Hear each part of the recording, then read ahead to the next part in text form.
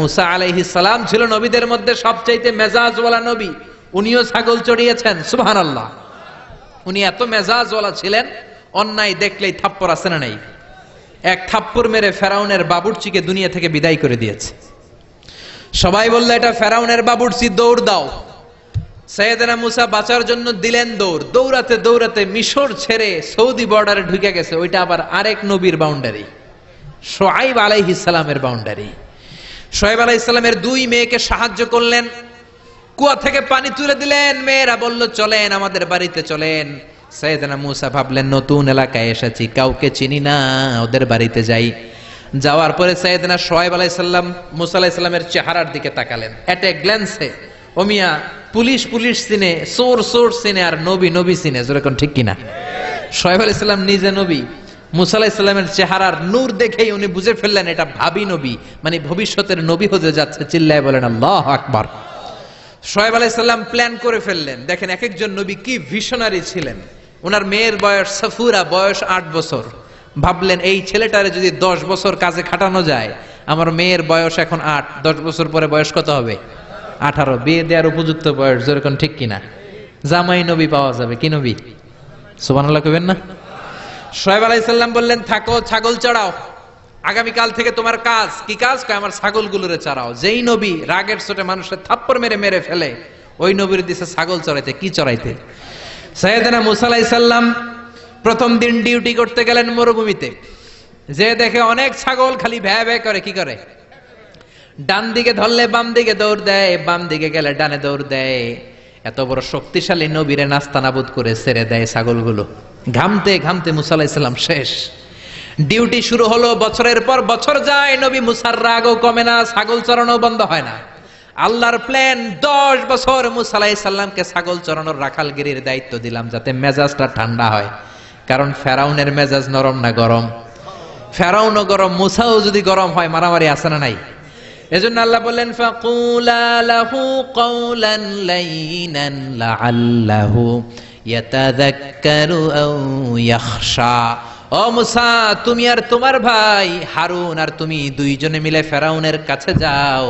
তোমার মেজাজটা দিয়েছি গরম, কিন্তু জিহ্বা দিয়েছি নরম। নরম নরম জিহ্বা দিয়ে নরম ভাষায় দাওয়াত দাও। সুবহানাল্লাহ। এজন্য রব্বুল আলামিন চাইলেন ছাগল চড়াক। ছাগল চড়াতে চড়াতে মেজাজটা কিছুটা নরম হবে। জোরে কোন ঠিক কিনা? সাইয়েদনা মুসা আলাইহিস সালাম ছাগল চড়াতে লাগলেন। ডানে গেলেন, বায়ে যায়, বায়ে ধরলে ডানে যায়, খোয়ারের মধ্যে ঢুকানো যায় না। ওনার একটা লাঠি ছিল, ওই লাঠি দিয়ে পিটাইতে শুরু করলেন। পিটাইয়া ছাগলগুলারে আধামারা করে ফেলতেন উনি। এত মেজাজ ছিল, কিন্তু মেজাজ নরম হয় না। পিটাতে পিটাতে, ছাগল চড়াতে চড়াতে 10 বছরের ব্যবধানে মেজাজ কিছুটা নরম হয়ে গেল। সর্বশেষ দিন তিনি ডিউটি করতে গেলেন। সব ছাগলগুলোরে খোয়ারে ভরলেন, একটারে ছাড়াইটা দিছে দৌড়। ছাগলও দৌড়, নবীও দৌড়। ছাগল দৌড়ায়, নবী মুসাও দৌড়ায়। দৌড়াতে দৌড়াতে উনার মেজাজ গরম। সাইয়েদনা মুসা আলাইহিস সালাম ভাবলেন আজকে মেজাজ গরম করা যাবে না, কারণ নরম করলে আমার ডিউটি শেষ। সুবহানাল্লাহ। এই ভেজাইলা কাম থেকে মুক্তি পামু। সাইয়েদনা মুসা দৌড়ালেন, ঘামতে ঘামতে ক্লান্ত শ্রান্ত পরিশ্রান্ত, ছাগলের পেছনে দৌড়ায়। অনেক দূর যাওয়ার পরে ছাগলটারে খপ করে ধরেছে। এবার মনে খুব ইচ্ছা জাগতেছে মাথার উপর থেকে ধপাস করে এক আছাড় মারবে, কিন্তু আছাড় মারলে ডিউটির টাইম আরো বেড়ে যাবে। যেরকম ঠিক কিনা? সাইয়েদনা মুসা রাগের চোটে কি আর করবেন, ছাগলের 2 পা ধরে ঘাড়ের মধ্যে নিলেন। ছোট্ট বাচ্চারা ছাগলগুলোর এভাবে নেয় না, ঘাড়ের মধ্যে নিয়ে শান্ত বালকের মতো সাইয়েদনা শুআয়ব আলাইহিস সালামের কাছে ফিরে আসলেন। চিল্লায়ে বলেন আল্লাহু আকবার। এজন্য সব নবী ছিল রাইল গানাম, ছাগল চড়াতেন।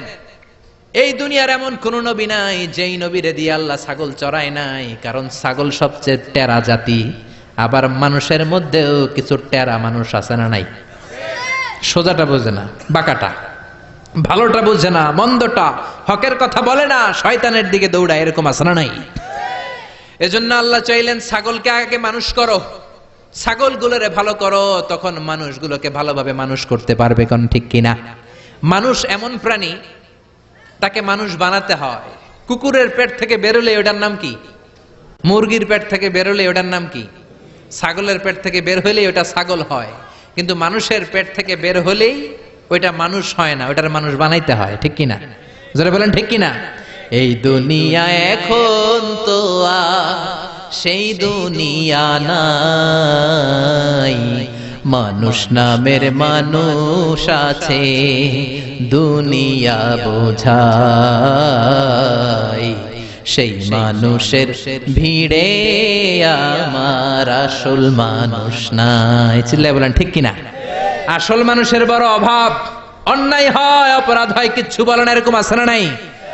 আপনার মেয়ের বয়সী একটা মেয়েকে ধরে কিছু বকাটা ছেলে টিজ করে, ডিস্টার্ব করে, টিজ করে, জ্বালা যন্ত্রণা করে, কেউ কিছু বলে না, হেঁটে চলে যায়, আছে না নাই?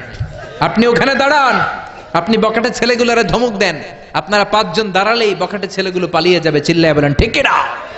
সেই তো মানুষ যে অন্য মানুষের বিপদে এগিয়ে আসে। চিল্লায় বলেন ঠিক কিনা?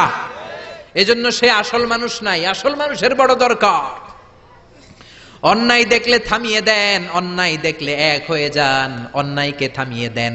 অনেক আগে খবর দেখতে যে টেলিভিশনে একটা অ্যাড দেখেছিলাম, সেখানে ওরা বলছে, বুঝলাম আমরা একা, কিন্তু সবাই মিলে কি একা?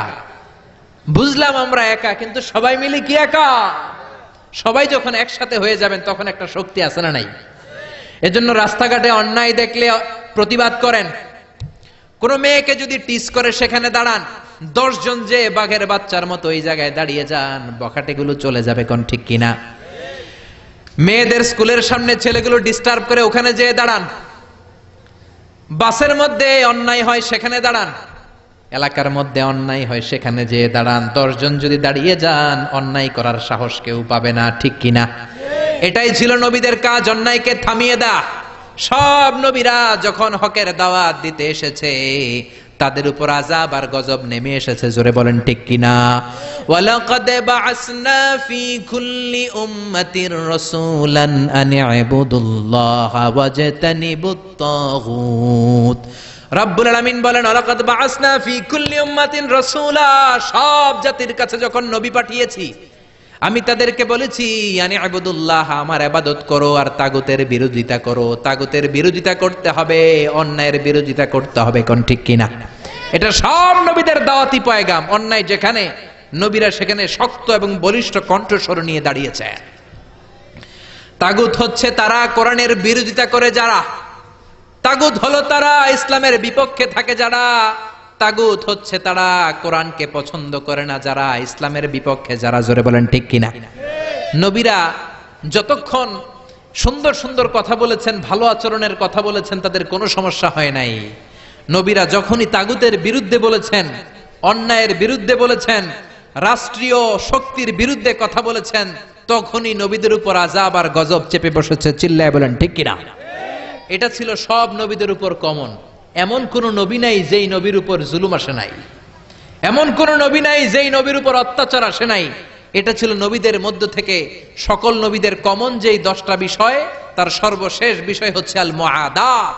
নবীদের বিরোধিতা হয়েছে। কোন নবীরে আহলান সাহালান বলে কেউ রিসিভ করে নাই, নবীর জন্য রেড কার্পেট রিসিপশন দেয় নাই, নবীরে লাল গালিচা সংবর্ধনা দেয় নাই, বরং নবীর বিরোধিতা করেছে এমন এক শ্রেণীর লোক সমাজে আছে না নাই? এজন্য নবীদের জীবনী থেকে আমাদের প্রথম শিক্ষা হলো, নবীরা আমাদের মডেল। নবীরা আমাদের কি? চিল্লায় বলেন, আমাদের মডেল কারা? নবীরা। চিল্লায় বলেন, আমাদের মডেল কারা? নবীরা আমাদের মডেল। তাদের জীবনী থেকে আমাদের শিক্ষা নিতে হবে।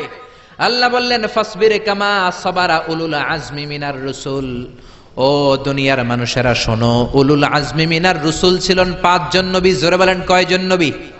তারা যেমনি সবর ধারণ করেছে, তোমরাও তেমনি সবর ধারণ করো। এই পৃথিবীতে পরীক্ষা না দিয়ে কোন নবী সফল হয় নাই।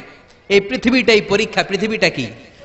যাকে আল্লাহ ধনী বানিয়েছে ধন দিয়ে পরীক্ষা, যাকে আল্লাহ সম্পদ দেয় নাই তাকে আল্লাহ গরিব বানিয়ে পরীক্ষা।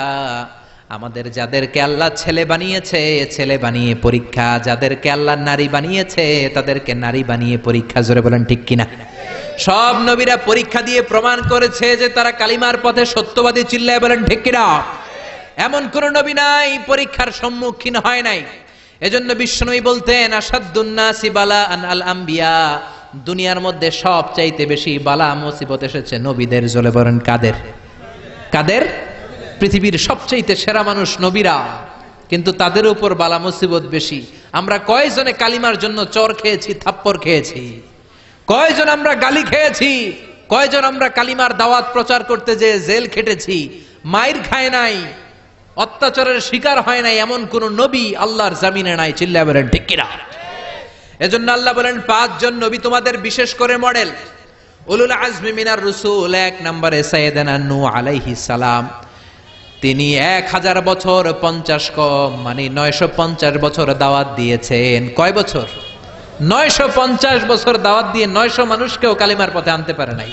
তার উম্মত ছিল 80 জন। চিল্লায়া বলেন কয়জন? সাইয়েদানা নূহ আলাইহিস সালামের উম্মত ছিল 80 জন। এজন্য সংখ্যায় যদি অনেক হয়, ফলোয়ার যদি খুব বেশি হয়, অনুসারী যদি খুব বেশি হয়, তার মানেই আপনার সফলতা নয়। সহিহ বুখারীর বর্ণনা, কিয়ামতের দিন অনেক নবী দাঁড়াবে, তাদের সাথে লক্ষ লক্ষ উম্মত।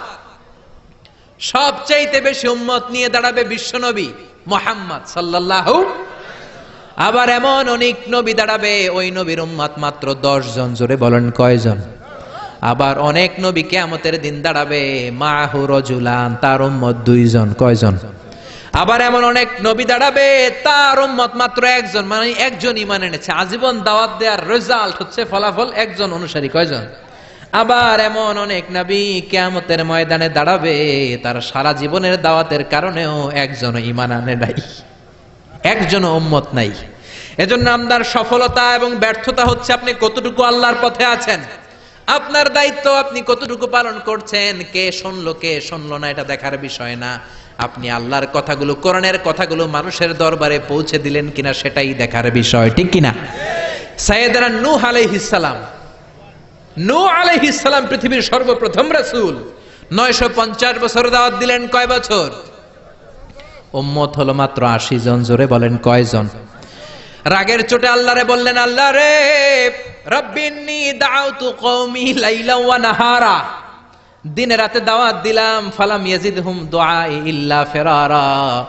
যখনই আমি দাওয়াত দিতে যাই, লোকজন ভেগে ভেগে যায়। দাওয়াত দিতে গেলে ভেগে যায়। আমি দাওয়াত দিতেছি, আপনারা কি ভেগে চলে যাচ্ছেন?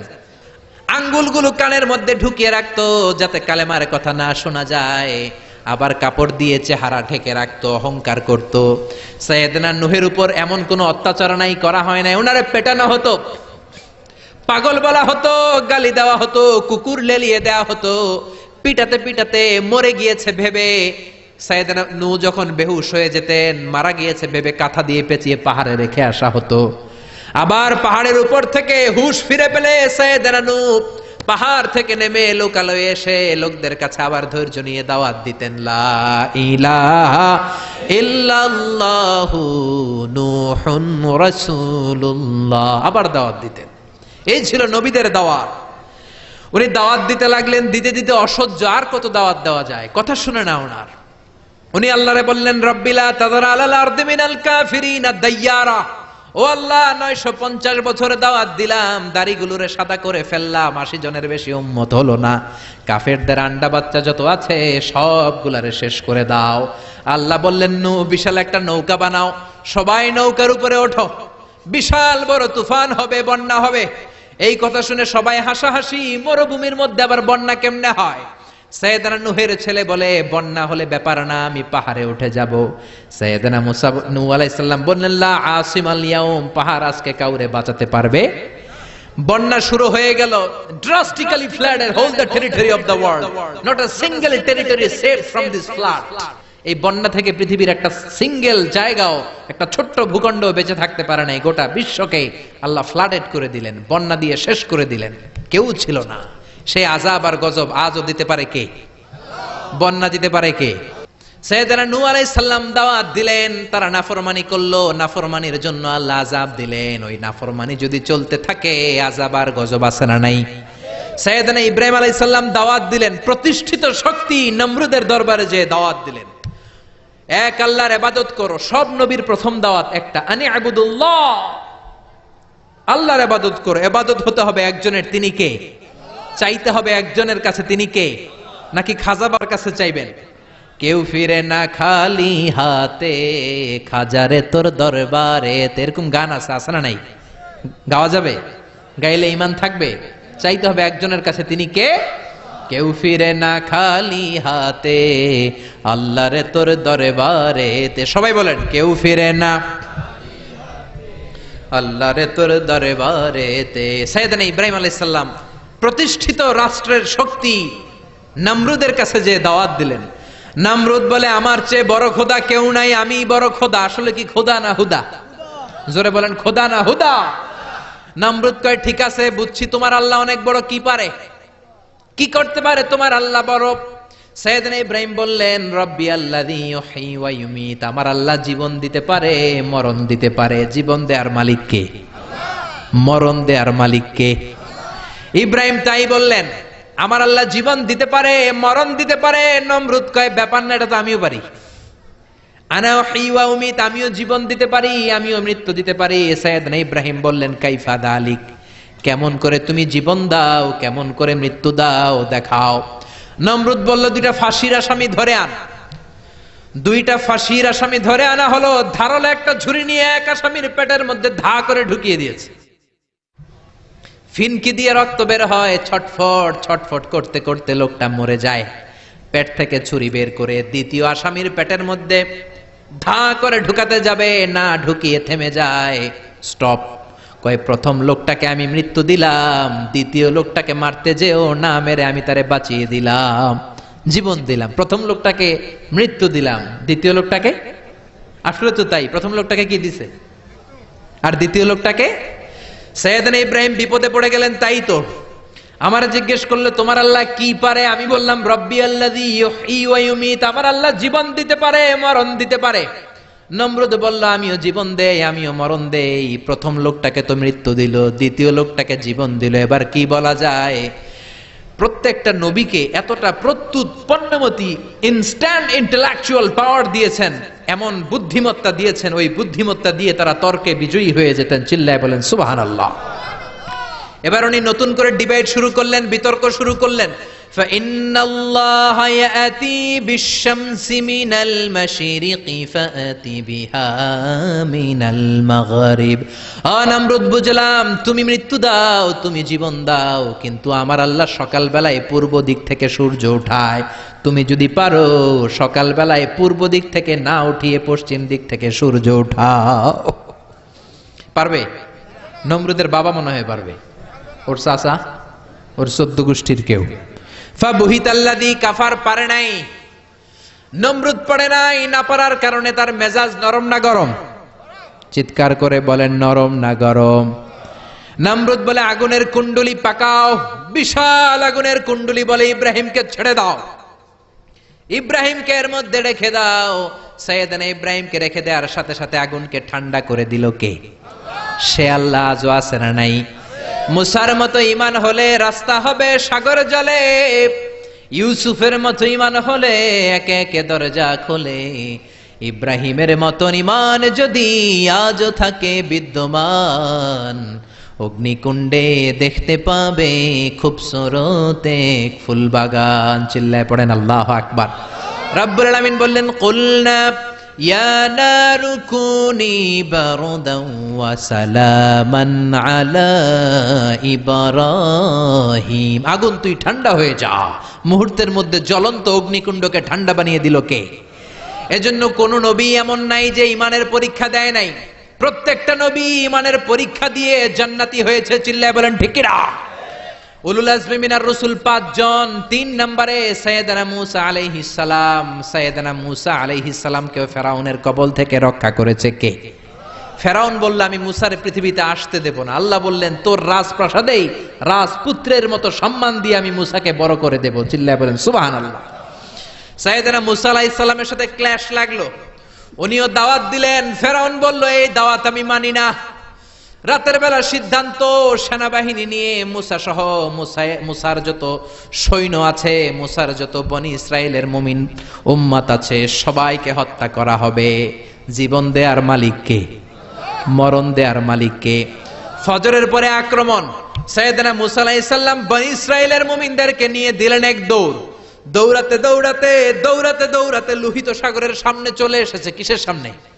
পৃথিবীতে 7 দরিয়া আছে, 7টা বড় বড় দরিয়া।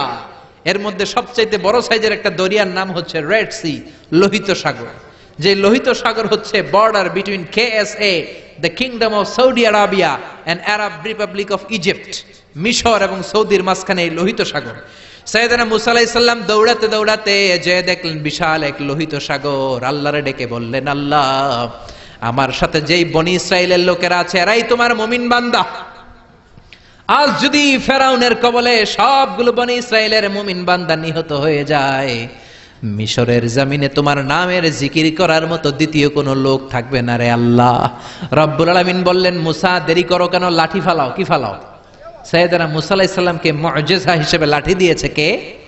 ওমা তিলকা বিয়ামিনিকা ইয়া মুসা, ও মুসা তোমার ডান হাতে কি? তিনি বললেন লাঠি। লাঠি ফালাও। সাইয়েদনা মুসা আলাইহিস সালাম লাঠি ফেললেন। লোহিত সাগরের এই মাথা থেকে ওই মাথা বিশাল বড় ব্রিজ বানিয়ে দিল কে? সাইয়েদনা মুসা আল্লাহর জিকির করতে করতে বনি ইসরাইলের সব মুমিনদেরকে নিয়ে পার হয়ে গেলেন। ইন দ্য মিন টাইম ফেরাউন তার সৈন্য সহ চলে এসেছে। এসে দেখে কি আজীব তামাশা, গতকালও এই জায়গায় কোনো ব্রিজ নাই, কোনো কালভার্ট নাই, কোনো সেতু নাই, আজকে ব্রিজ বানিয়েছে কে? কি আজীব তামাশা। হুঙ্কার মেলে বলে, আমার নির্বাচনী এলাকায় আমার পারমিশন ছাড়া, অনুমতি ছাড়া ব্রিজ বানায় কার এত সাহস? তাকিয়ে দেখে ওই তো মুসাকে দেখা যায়, সাথে বনি ইসরাইলের মুমিন বান্দারা আছে না নাই? মহা খুশি। সে বলল, আমার সৈনিকেরা তোমরাও মার্চ করো, মার্চ অন দ্য ব্রিজ। ব্রিজের উপর দিয়ে মার্চ করো, left and right, left and right, left and right করতে করতে মুসা আলাইহিস সালামের পেছনে পেছনে ধরার জন্য সেনাবাহিনীর সব সৈনিকেরা লেফট এন্ড রাইট করতে করতে মাঝ বরাবর চলে এসেছে। কোথায় এসেছে? জোরে বলেন, কোথায় এসেছে? রব্বুল আলামিন বললেন, মুসা অ্যাকশন নিতে মনে চায় কিনা বলো? অ্যাকশন যদি নিতে হয় এখনই অ্যাকশন নেয়ার সময়। Action, action direct. জোরে বলেন, action, action direct. Direct action নিতে চাইলে এখনই লাঠি তোলো। সাইয়েদনা মুসা আলাইহিস সালাম লাঠি তুললেন। লাঠি তোলার সাথে সাথে ফেরাউনের সব সৈন্যগুলোকে ফেরাউন সহ লোহিত সাগরের মধ্যে ডুবিয়ে দিল কে? পানি খেতে খেতে এক একটার পেট এত বড় হয়েছে। ইসরায়েলি বিভিন্ন বর্ণনাতে এসেছে ফেরাউন পানি খেতে খেতে পটকা মাছের মতো এত বড় হয়েছে তার পেটটা। যখন আর খেতে পারে না, গলা সমান, হাত তুলে কয়, আমি ভালো মানুষ। কি মানুষ? চিৎকার করে বলেন, কি মানুষ? আমি ঈমান আনলাম। বনি ইসরাইলের লোকেরা যার উপর ঈমান এনেছে, মুসা এবং হারুন যার উপর ঈমান এনেছে, আমিও ঈমান আনলাম।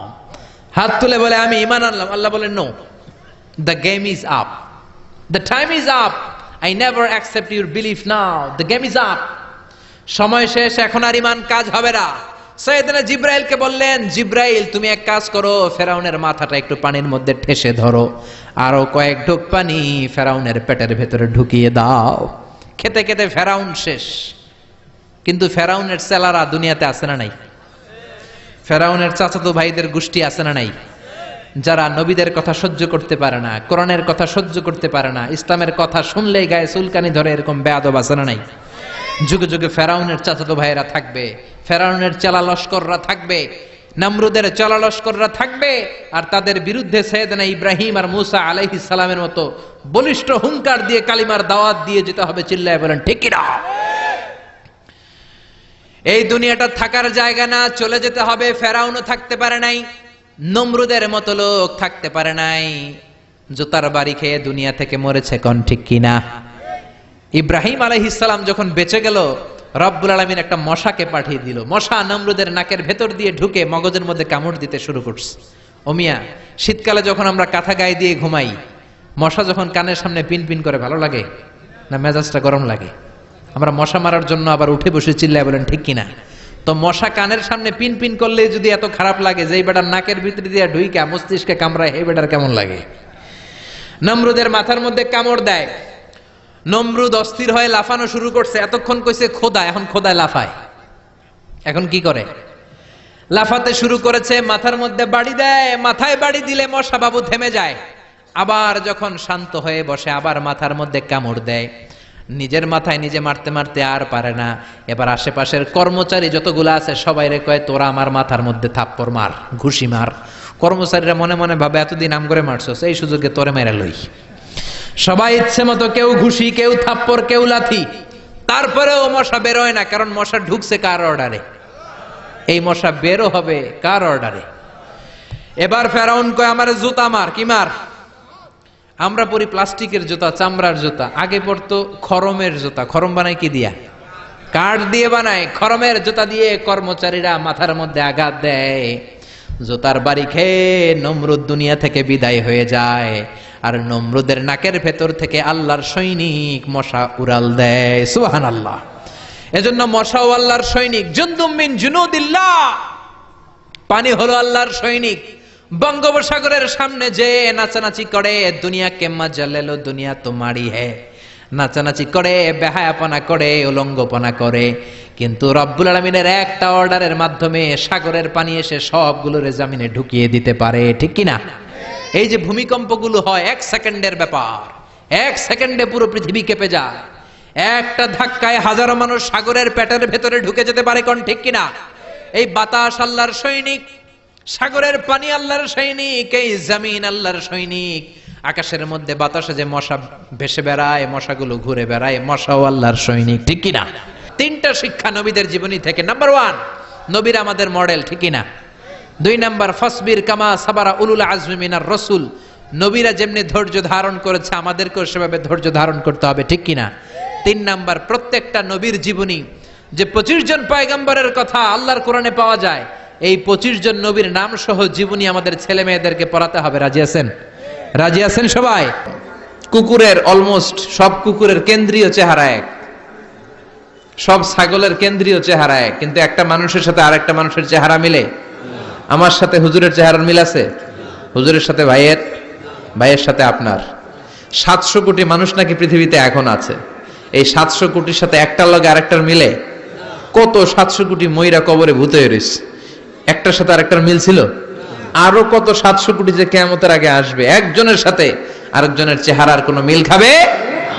এরপর আপনি হিউম্যান অ্যানাটমি নিয়ে গবেষণা করেন, পায়ের পাতা থেকে শুরু করে মাথার তালু পর্যন্ত একটার পর একটা অঙ্গ এমন ভাবে আল্লাহ তৈরি করেছে, পৃথিবীর কোন ডিজাইনারের কোন ডিজাইন দ্বারা এটাকে মাপজোক আর পরিমাপ করা সম্ভব না। চিল্লায় বলেন ঠিক কিনা? এজন্য আল্লাহ বললেন, লাকাদ খালাকনাল ইনসানা ফি আহসানি তাকওয়িম, মানুষকে চমৎকার আকৃতি দিয়ে তৈরি করেছে কে? আমাদের যেই অঙ্গটা ঠিক যেখানে বসানো দরকার, ঠিক সেই অঙ্গটা আল্লাহ তাআলা ওইখানেই বসিয়েছে, ঠিক কিনা? আল্লাহর সৃষ্টির মধ্যে কোনো খুঁত ধরার, ভুল ধরার ক্ষমতা কারো আছে? এক লোক বট গাছের তলায় বসে বিশ্রাম নিচ্ছে, আর বট ফল দেখে অবাক যে এত মোটা বট গাছ, ফলগুলো এত ছোট। বট ফল ছোট হয় না নাকি এত বড়? আর পাশেই ছিল কুমড়া গাছ, লাউ গাছ। আল্লাহরে গালে দিতেছে, আল্লাহর কি রুচি! চিকন চিকন কুমড়া গাছ, চিকন চিকন লাউ গাছ, এত বড় ফল, আর ইয়া মোটা বট গাছ, এতটুকু ফল। আল্লাহরে গালি দিতে দিতে ঘুমায় গেছে। আল্লাহরে গালি মারতে মারতে কখন যে ঘুমায় গেছে নিজেও জানেন। হঠাৎ একটা বট ফল পড়ছে একেবারে নাকে, লাফ দিয়ে উঠেছে, উঠে দেখে নাক দিয়ে রক্ত বেরোচ্ছে, ব্লিডিং। নাকের রক্ত মুছে আর পড়তে আরম্ভ করছে আলহামদুলিল্লাহ। কি পড়ে? মনে মনে কয়, আল্লাহরে কেন গালি দিলাম? ওই কুমড়া যদি এইখানে হইতো, ওই লাউ যদি এইটার উপরে হতো, কুমড়া যদি একটা নাকের উপরে পড়তো, আমি নিজেই কুমড়া হইয়া যাইতাম, ঠিক কিনা? সুবহানাল্লাহ পড়েন। মা খালাকতা হাযা বাতিলা, এমনি এমনি আল্লাহ কিছু বানায় নাই, যেখানে যেটা যতটুকু দরকার সেটা করে দিয়েছে কে? আল্লাহ। চোখ যেখানে থাকা দরকার চোখ দিছে কে? আল্লাহ। নাক যেখানে দরকার নাক দিছে কে? আল্লাহ। চোখ কান এদিকে না হইয়া যদি অন্যদিকে হইতো সুবিধা হইতো? চোখ দুইটা মনে করেন এদিকে নাই, আছে এদিকে, এদিকে একটা চোখ, এদিকে, সুবিধা হইতো? খাওয়ার সময় আমরা প্রথমে দেখি, নাক দিয়ে শুকি, তারপরে মুখে মারি, ঠিক কিনা? তো চোখ যদি পিছনে হইতো, প্রত্যেকটা খাবার নিয়ে চোখটা দেখানো লাগতো এইভাবে, তাই না? নাকও যদি এইখানে না হয়ে এদিকে নাকটা হইতো, খাবার নিয়ে ঘ্রাণ শুকতে চাইলে পেছনে নিয়ে। দেখেন কি সেটিং! চোখ যদি এইখানে না থেকে মাত্র 2 ইঞ্চি উপরে যদি আল্লাহ দিত, এদিকে একটা চোখ এদিকে একটা চোখ, সেজদা দিতে পারতেন? চোখ বন্ধ করে সেজদা দেওয়া লাগতো, ঠিক কিনা?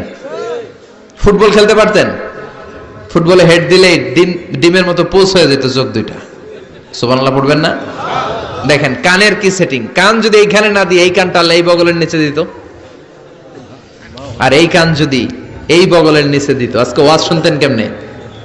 এমনে। হাত তোলেন সবাই।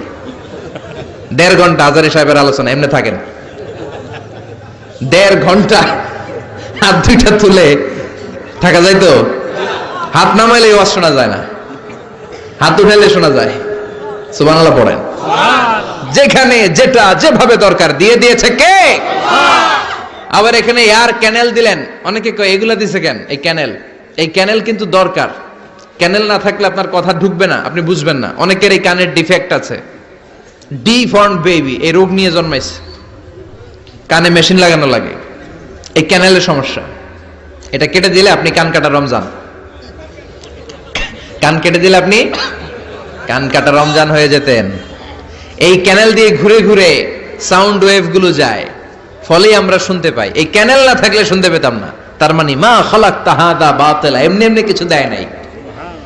206টা হাড্ডি দিয়ে আমাদের মানুষের দেহ, ছোট্ট হাড্ডিটা আল্লাহ দিয়ে দিছে এখানে।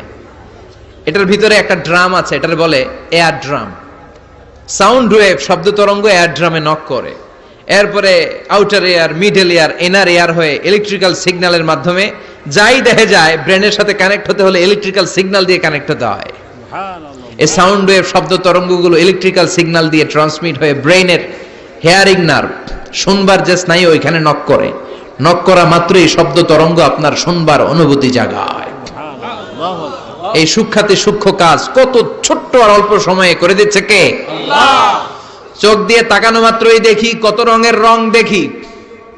Human eyes can identify, can recognise more than 10 million colours. আমার কথা না, চক্ষু বিশেষজ্ঞদের কথা।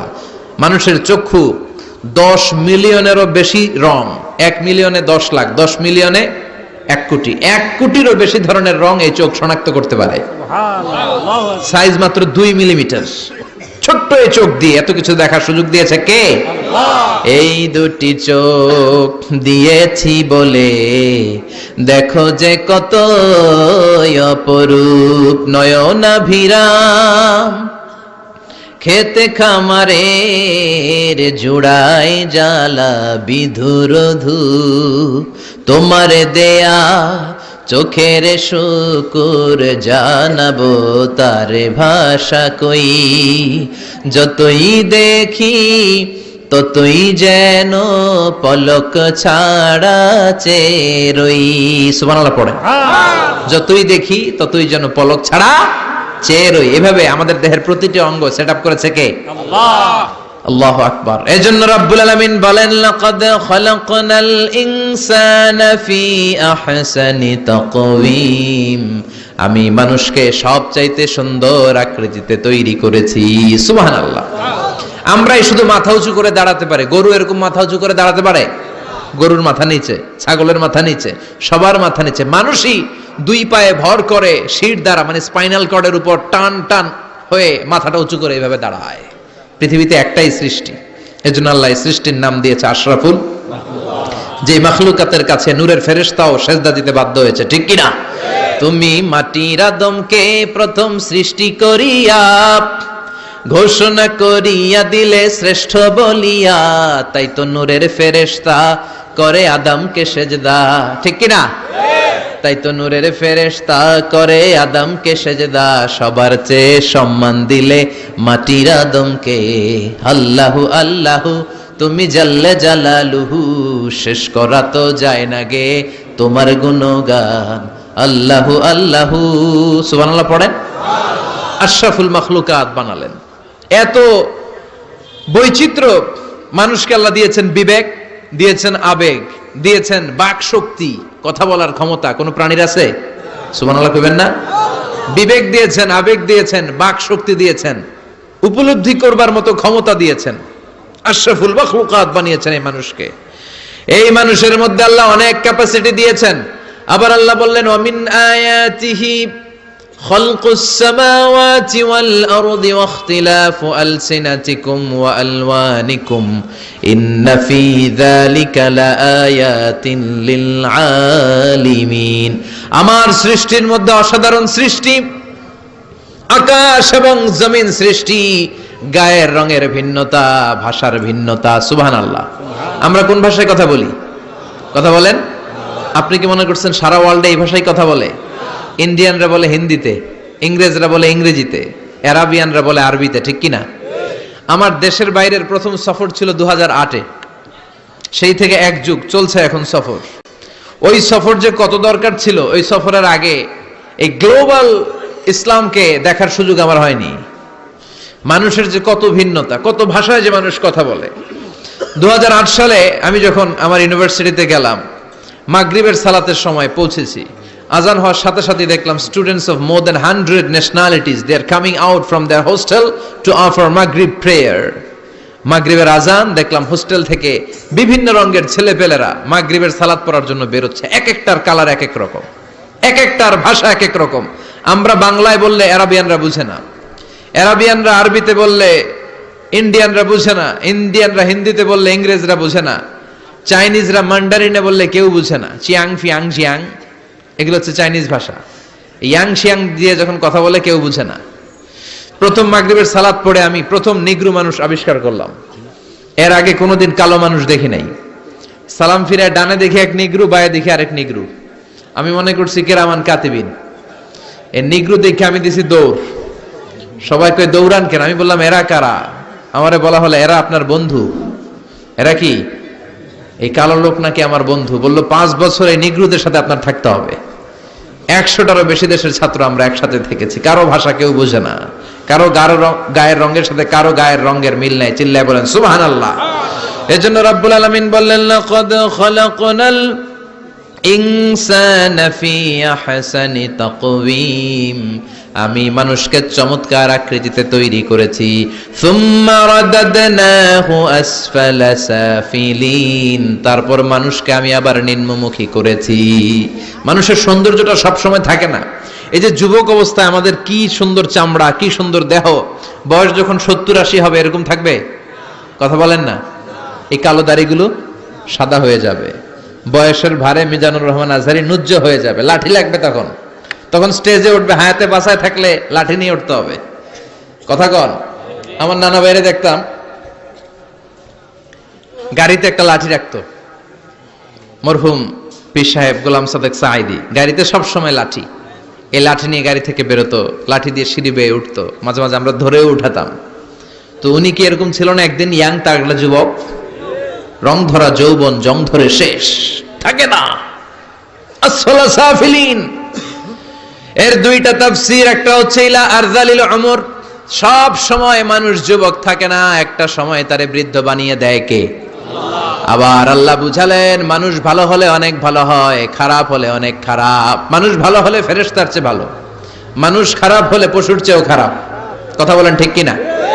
এক পশু আরেক পশুরে মারে না, এক পশু আরেক পশুরে হত্যা করে না, কিন্তু মানুষ মানুষের মারে কি মারে না? A lion never kills a lion, a dog never kills a dog, an elephant never kills an elephant. একটা হাতি একটা হাতিরে মারে না, কুকুর কুকুরে মারে না, কিন্তু মানুষ মানুষকে মারে কিনা? এজন্য আল্লাহ বললেন লাকাদ খালাকনাল ইনসানা ফি আহসানি তাকওয়িম সুম্মা রাদাদনাহু আসফালা সাফিলিন ইল্লাল্লাযীনা আমানু ওয়া আমিলুস সালিহাতি ফালাহুম আজরুন গায়রু মামনুন। দুই শ্রেণীর মানুষের এই বিপদ নাই, যারা ঈমান এনেছে, সৎ কর্ম করেছে। কার কথা? তবে ঈমানটা হতে হবে নির্ভেজাল। ওই ঈমানে শিরকের কোনো ছিটেফোঁটা থাকতে পারবে? তাহলে ওই ঈমান আপনারে মুক্তি দিবে। চিল্লায় বলেন ঠিক কিনা? ওয়া আমিলুস সালিহাত, নেক কাজ করে, সৎ কাজ করে, ফালাহুম আজরুন গায়রু মামনুন, তাদের জন্য এমন প্রতিদান আছে যেটা শেষ হবে না। আমাদের জন্য সবচেয়ে বড় প্রতিদান হচ্ছে জান্নাত। মুমিনের জন্য সবচেয়ে বড় পাওয়া হচ্ছে জান্নাত। চিৎকার করে বলতে হবে সবচেয়ে বড় প্রতিদান কি? মালিক তুমি জান্নাতে, তোমার পাশে আমায় একটি ঘর বানিয়ে দিও, একটি ঘর বানিয়ে দিও সে বিভীষিকাময় মহাদিনে, তোমার প্রতিবেশী করে নিও।